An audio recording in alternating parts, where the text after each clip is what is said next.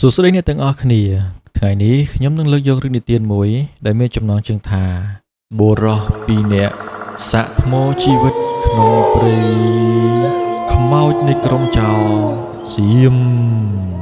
ហើយរឿងនេះដែរគឺជារឿងនិទានដែលនិយាយអំពីក្រុមចោរសៀមមួយក្រុមដែលឈ្លានពានមកលើទឹកដីខ្មែរហើយត្រូវបានទាហានខ្មែរដែលស្មោះស្ម័គ្រនឹងប្រទេសជាតិសម្លាប់គ្មានសល់ម្នាក់ហើយក្រុមទាហានទាំងនោះក៏មិនត្រូវបានរដ្ឋាភិបាលនៃប្រទេសសៀមយកសាកសពពួកគេទៅធ្វើបុណ្យនោះដែរអស់កាលជាច្រើនឆ្នាំកន្លងផុតទៅព្រលឹងទាំងនោះបានវិលវល់ក្នុងព្រៃហើយនៅថ្ងៃមួយមានសម្លាញ់ពីរនាក់បានមកបោះតង់នៅក្នុងព្រៃនោះតើពួកគេមានជួបរឿងហេតុការណ៍អ្វីកើតឡើងខ្លះបើចង់ដឹងសូមមកតាមដានរឿងនិទានជាមួយខ្ញុំដូចតទៅវិសាលនិងតារាជាមិត្តភក្តិតាំងពីក្មេងពួកគេធ្វើការនិងរស់នៅក្នុងទីក្រុងហើយជីវិតប្រចាំថ្ងៃធ្វើឲ្យពួកគេមានការនឿយហត់និងធុញថប់យ៉ាងខ្លាំងដោយសារតែក្នុងទីក្រុងមានអាកាសធាតុពោរពេញដោយផ្សែងឡាននិងម៉ូតូហើយម្យ៉ាងទៀតរងសម្ពាធពីការងារផងដូច្នេះពួកគេចូលចិត្តធ្វើដំណើរកម្សាន្តបែបផ្សងព្រេងនៅរៀងរាល់ចុងសប្តាហ៍និងបានថតសកម្មភាពរបស់ពួកគេបង្ហោះចូលក្នុងបណ្ដាញសង្គមហើយតំបន់ដែលពួកគេចូលចិត្តទៅនោះគឺទៅតាមទីរមណីយដ្ឋាននានាជាពិសេសកន្លែងដែលមិនមាននរណាហ៊ានចូលទៅដល់ពួកគេតែមានដំណើរកម្សាន្តជារឿយៗនិងមិនមានបញ្ហាគ្រោះថ្នាក់អ្វីទេនៅចុងសប្តាហ៍មួយពួកគេបានស្គាល់តំបន់ព្រៃមួយដែលមិនមាននរណាហ៊ានចូលទៅលេងទេ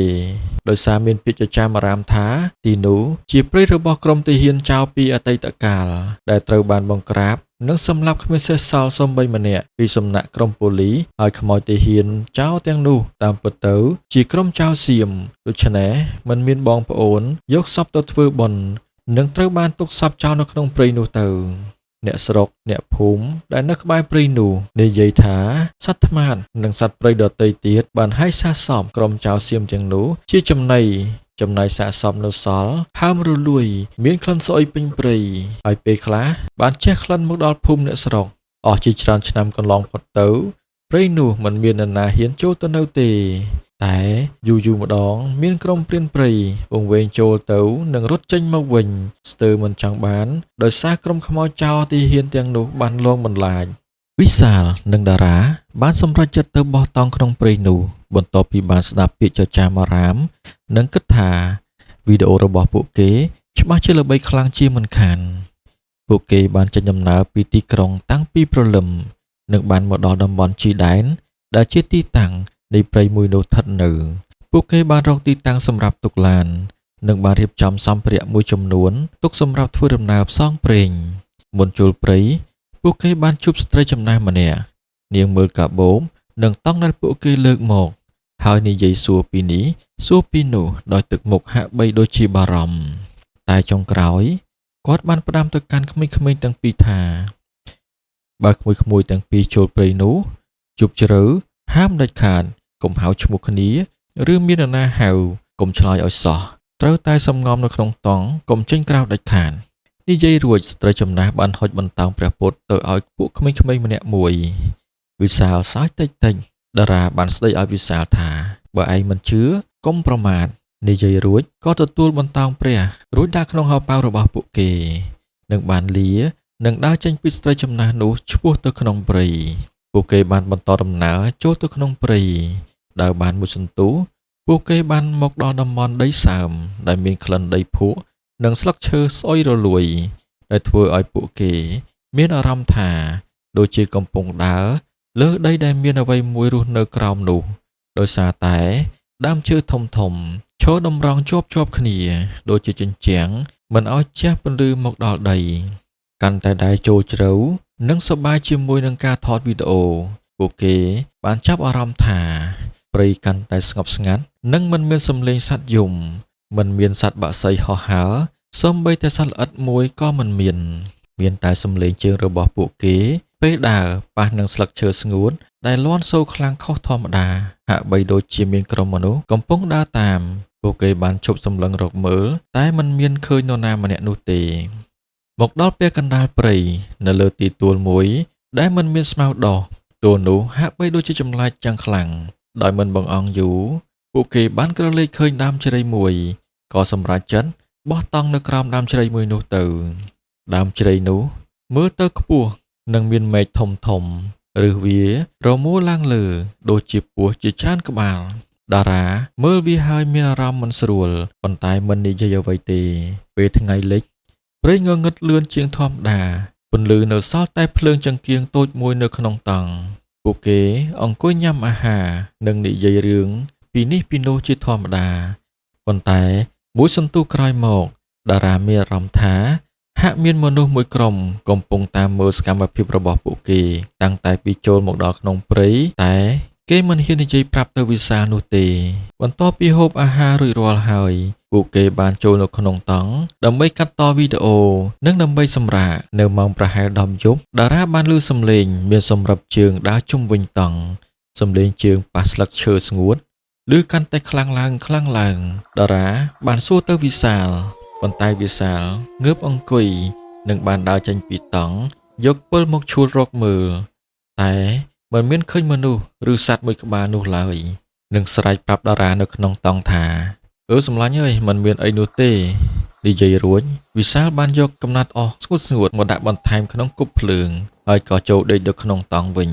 នៅពាក់កណ្ដាលអាទៀនមានសំឡេងសម្រាប់ជើងបានបន្លឺឡើងម្ដងទៀតតារាបានភ្ញាក់ដឹងខ្លួននិងសំងំផ្ទៀងស្ដាប់សំឡេងកាន់តែមកគៀគាត់បានស្ដាប់ដឹងថាគឺជាសម្រាប់ជើងរបស់មនុស្សមួយក្រុមហើយមនុស្សមួយក្រុមនោះបានដើរជុំវិញតង់ដែលតារានិងវិសាលបានសម្រាករួចក្រុមមនុស្សនោះនិយាយភាសាដែលតារាមិនអាចស្ដាប់បានពេលនោះវិសាលបានភ្ញាក់ដឹងខ្លួននិងបានកាន់ពិលបំរុងចេញទៅមើលតែសំឡេងទាំងនោះក៏បានបាត់ទៅវិញលើកនេះតារានិយាយទៅកាន់វិសាលថាឯងនៅចាំសាច់រឿងរបស់ព្រៃនោះទេហើយឯងមាននៅចាំសម្ដីស្ត្រីចំណាស់និយាយកាលពីល្ងាចមិញនោះទេវិសាលនិយាយតបទៅវិញថាឯងនៅចាំទេតើអញ្ចឹងឯងចង់និយាយសំដៅទៅលើខ្មោចទេហ៊ានចោលសៀមនឹងមែននិយាយមិនបានចប់ស្រួលបួលផងស្រាប់តែមានសំឡេងស្រែកសួរពួកគេថាសម្លាញ់ទាំងពីរនៅក្នុងតង់ចេញមកពួកខ្ញុំវង្វេងក្នុងព្រៃសូមជួយខ្ញុំផងគ្នាខ្ញុំត្រូវរបួសនិងរកផ្លូវទៅផ្ទះវិញមិនឃើញទេជួយពួកខ្ញុំផងវិសាលបំរុងឆ្លើយតបនិងបើកទ្វារតង់ចេញទៅក្រៅតែតារាបានចាប់ខាត់វិសាលនិងចាប់ទប់មាត់វិសាលរួចនិយាយខ្សឹបថាកុំចេញនិងកុំឆ្លើយតបអីសម្លាញ់គ្នាគិតថានេះជាខ្មោចប្រកបណាស់វិសាលចាប់ផ្ដើមស្លេកមុខនិងចាប់ផ្ដើមញ័រដៃចាប់ផ្ដើមខ្លាចរួចក៏នឹកឃើញថាពួកគេមានបន្តោងព្រះពុទ្ធម្នាក់មួយនៅក្នុងហោប៉ៅអាវហើយក៏បានយកមកកាន់រួចសំពះសំឡេងសម្រាប់ជើងនិងស្រែកហៅពីខាងក្រៅនៅតែបន្តកាន់តែមកគៀកតង់របស់ពួកគេសំឡេងហៅម្ដងហើយម្ដងទៀតកាន់តែលឺឡើងតារានិងវិសាលកាន់តែភ័យខ្លាំងឡើងដូចគ្នាតែក្រុមខ្មោចចោលសៀមមិនអាចធ្វើអ្វីពួកគេបានទេសំឡេងកាន់តែរញ៉េរញ៉ៃមានទាំងសំឡេងគំរាមថាចង់សម្លាប់មានទាំងសុំអង្វរឲ្យជួយមានទាំងសំឡេងស្រែកយំមានទាំងភាសាខ្មែរមានទាំងភាសាសៀមតារានិងវិសាលលុតជង្គង់ដៃសំពះនិងកាន់រូបព្រះពុទ្ធស្រែកយំខ្សឹបរកម៉ែឪផងរកព្រះផងនិងស្បត់ថាបើលើកនេះរួចជីវិតឈប់ដើរលេងបែបនេះទៀតហើយមួយសន្ទុះក្រោយមកសំឡេងមាត់រងាវបានបន្លឺឡើងជាសញ្ញាថាចិត្តភ្លឺហើយចំណែកសំឡេងក្រុមខ្មោចឈប់គំរាមសម្លាប់បែរជាអង្វរទាំងសំឡេងទន់ភ្លន់ថាសម្លាញ់ទាំងពីរនៅក្នុងតង់សូមលោកជួយពួកខ្ញុំផងពួកខ្ញុំស្លាប់ជាច្រើនឆ្នាំមកហើយមិនបានទៅចាប់ជាតិទេដោយសារតែធាតុរបស់ពួកយើងមិនមានបងប្អូនយកទៅធ្វើបុណ្យនិងបញ្ចុះឲ្យបានត្រឹមត្រូវពួកខ្ញុំខុសហើយដែលមកឈ្លានពានទឹកដីខ្មែរសូមជួយពួកខ្ញុំផងសូមជួយពួកខ្ញុំផងសូមជួយពួកខ្ញុំផងពួកខ្មោចទាំងនោះនិយាយអង្វរដដែលច្រើនដងរហូតព្រះអាទិត្យចាំងចូលនៅក្នុងតង់រលាយបាត់លែងឮសូរសំឡេងដោយដឹងថាថ្ងៃភ្លឺហើយសំឡេងក៏បាត់សូន្យចឹងដូច្នោះតារានិងវិសាលបាននាំគ្នារត់ចេញពីព្រៃនោះយ៉ាងប្រញាប់ពួកគេមិនបានប្រមូលយកសម្ភារៈរបស់ពួកគេនោះទេគឺរត់មិនមើលក្រោយតែម្ដងតែអ្វីដែលពួកគេមិនភ្លេចគឺក្តាប់បន្តោងរូបព្រះពុទ្ធក្នុងដៃយ៉ាងណែនរត់ចេញមកដល់ក្រៅព្រៃនោះពួកអ្នកភូមិបានជួយសង្គ្រោះពួកគេនិងបានយកពួកគេទៅស្រោចទឹកនៅឯវត្តតារានិងពិសាលបានស្នើឲ្យតាអាចារ្យព្រះសង្ឃមេភូមិនិងប្រជាជនជួយចាត់ចែងធាតុរបស់ទាហានសៀមតាមប្រពៃណីរបស់ខ្មែរ ក្រោយចាប់កម្មវិធីបុណ្យតារានិងវិសាលបានត្រឡប់ទៅទីក្រុងវិញ ចំណែកឯព្រៃនោះអ្នកភូមិអាចចូលបានដោយមិនមានបញ្ហាអ្វីទៀតទេនឹងហើយសូមផ្ដាំទៅពួកអាចារ្យសៀមថាឈប់មានបំណងប្លន់យកទឹកដីគេទៀតទៅអរគុណបងប្អូនទាំងអស់គ្នាដែលបានតាមដានស្ដាប់ការនិទានមួយនេះតាំងពីដើមរហូតមកដល់ចប់បើសិនជាខ្ញុំបាទមានការលើសលួសត្រង់ចំណុចណាមួយសូមបងប្អូនមេត្តាអធ្យាស្រ័យនិងខមមិនពីចំណុចខ្វះខាតខ្ញុំនឹងធ្វើការកែសម្រួលសូមបងប្អូនជួយចុច like Subscribe រួចដាក់សញ្ញាកណ្ដឹងដើម្បីបានទទួលវីដេអូថ្មីៗមុនគេសូមអរគុណ